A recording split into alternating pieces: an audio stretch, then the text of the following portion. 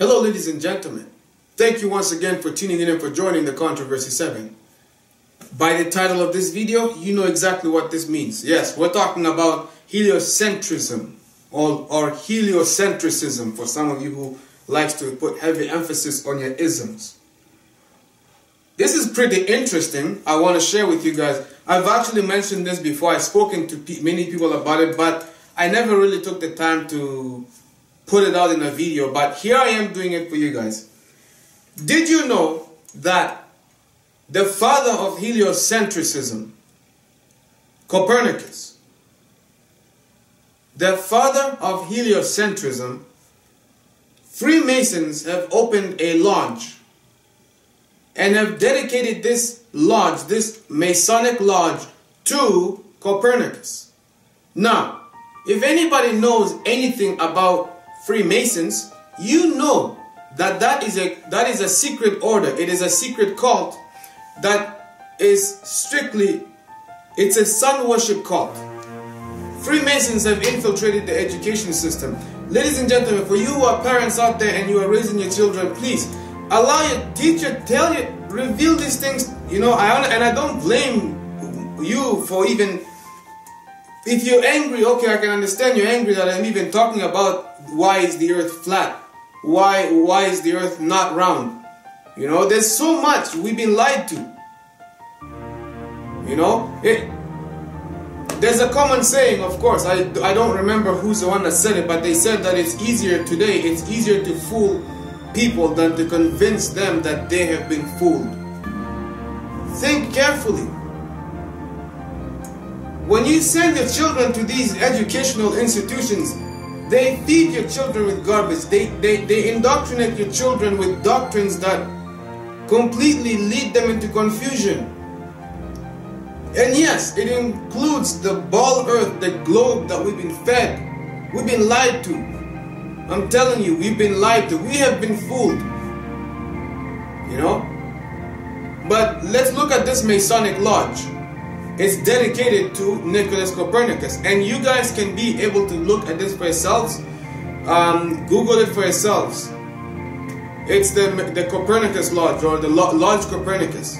Freemasons have dedicated this to the father of heliocentrism, who is also a sun worshipper. Like, you are seeing this for yourselves. In fact, you can go and Google these things, my friends. You know? This is Lodge Copernicus number 246. You can go through even these websites. Many websites are even going through these things. You have to ask the question, why are they dedicating this Masonic lodge to the father of heliocentrism? Ask that question. How am I going to get you to think about this? Ask that question. I'm not telling you, I'm not yelling at you. I'm concerned for you. I'm genuinely actually concerned.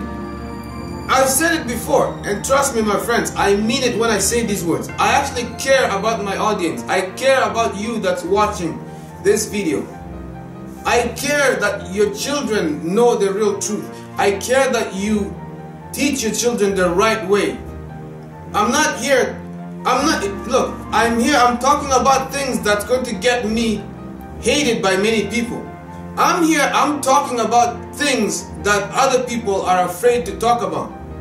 I'm talking to you about things that can get me to be called a lunatic, because it goes against what popularly has been taught. I've already put myself on the line. I'm already deemed to be stupid. I'm already deemed to be stupid, but I'm willing to take those shots. Just for one person out there, to ask that question. Why is it that the heliocentric model of the earth, why is it that NASA, why is it that the so-called astronauts who landed on the moon, why do they seem to be tied with Freemasonry? Why? Can you please ask that question? And it's not like I'm making it up.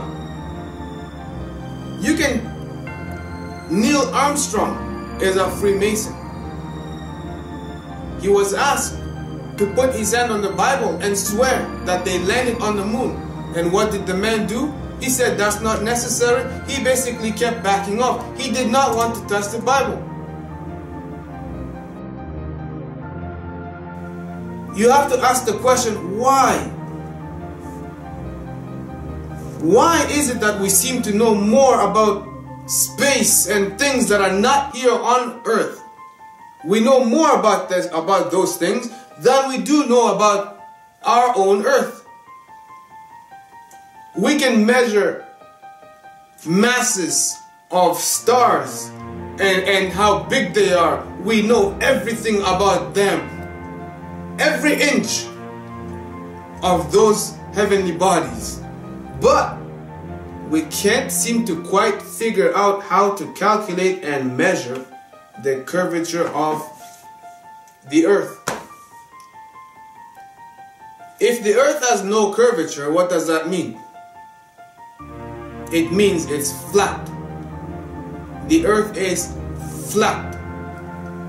Flat. When I say flat, I mean flat.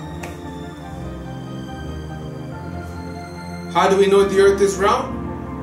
The textbooks told us. NASA told us. We were told that we landed on the moon. Does it not make sense? The father of heliocentrism is being honored because he brought the glory back to the sun. Remember, the Bible said that the sun and the moon and the stars were created on the fourth day. God created the sun and the moon and the stars on the fourth day of creation. Before the sun and the moon and the stars were created, guess what? The earth brought forth grass. The earth brought forth trees. And the earth brought forth herbs and everything. The earth brought everything before the sun and the moon and the stars. We ask the question, if we do live on a ball earth, and if many Christians are saying the ball earth is also supported by scripture, which there's zero evidence for that. Before God created the sun and the moon and the stars, what was the earth revolving around? Many people can't seem to answer that question. Why? Because there is no evidence of a ball anywhere in the Bible. Then, what's the purpose of the sun and the moon and the stars? Well, the Bible tells us that the purpose of the sun and the moon and the stars is to first separate the day from the night, number one. Secondly, they are also responsible for the changing in seasons and for times and for days and years. So, we can easily break this down. What is responsible for the changing in seasons? Well, that's clearly the sun. The sun is responsible for the changing of seasons.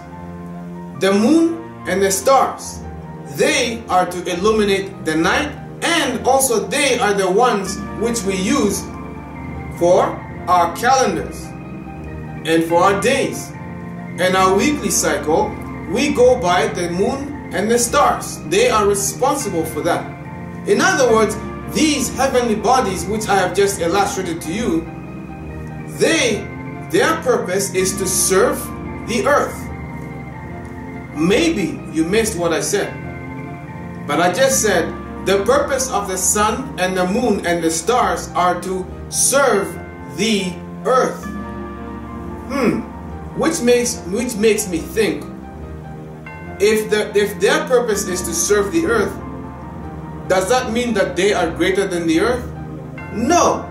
The servant is not greater than his Lord. The servant is not greater than his master. Think about it. These objects that God created and placed on the fourth day of creation week, they are no greater than the earth. They are simply here to serve the earth. Ladies and gentlemen, thank you for tuning in and for joining me. This is the Controversy 7. Feel free to share this information because you never know who you will reach. I did my part. It's up to you to do. It's up for you to do your part now. I'm just challenging you to think. I want you to make wise decisions. Think about these things. Thank you once again. You take care of yourselves, be safe, and I will see you guys next time.